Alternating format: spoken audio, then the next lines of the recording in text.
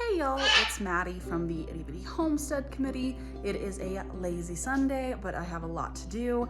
Most of it indoor stuff, but we are going to be making some parrot mash for the birds, and we are going to be breaking some sourdough bread, so I figured y'all would enjoy that, so let's hop into it. Ooh, I'm gonna try this syrup instead of that syrup this time. I never tried the house kind. I tried the bow kind. I like it. But who knows if I like the house kind better? The gingerbread house.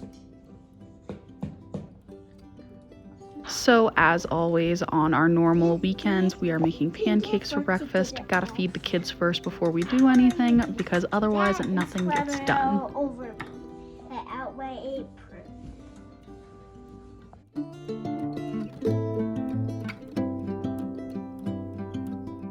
So the first thing I do when making our parrot mash is I blend together the fruits and vegetables. Otherwise, Rick will pick it apart just for the fruit.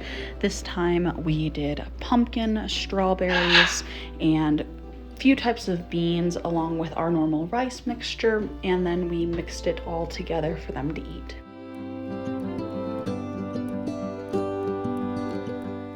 We separated out the different portions for each bird and then went ahead and let them try it. This recipe was definitely Rick approved. Samantha won't eat from my hands, so I can't really show that. What do you think?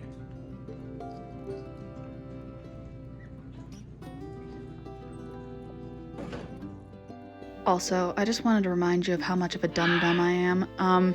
Yeah, this was stupid of me, and I just had a very early morning brain without coffee, and I did a dumb.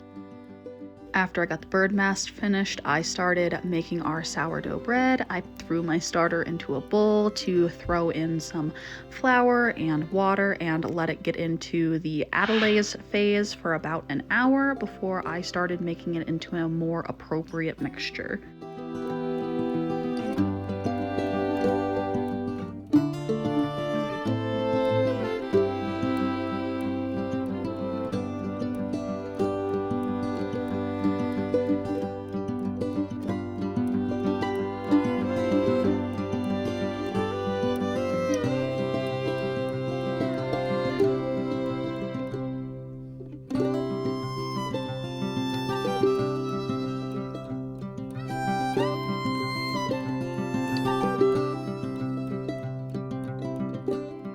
I know it sounds weird, but we don't necessarily like a normal sourdough. We like more of a ciabatta sourdough, so a very wet dough that's easy to mold.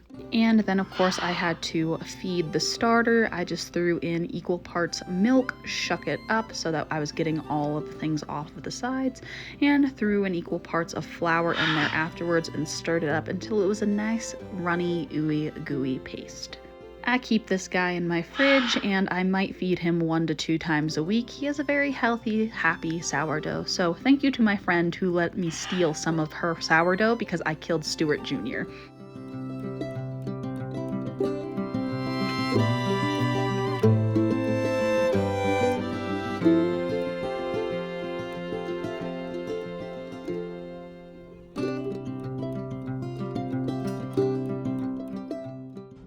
While the bread was rising, I did a cheesy transition. Once I got the dishes cleaned, I pulled the bread out of the bowl so I could knead it and beat it down before putting it into its next phase.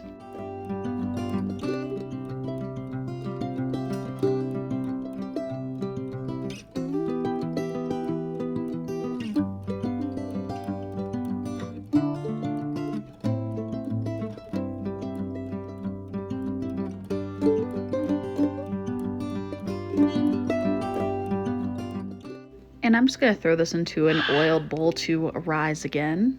I always make a recipe that makes a single loaf. I'm just gonna plop that into my loaf pan and kind of get it spread out for its final proofing and rise.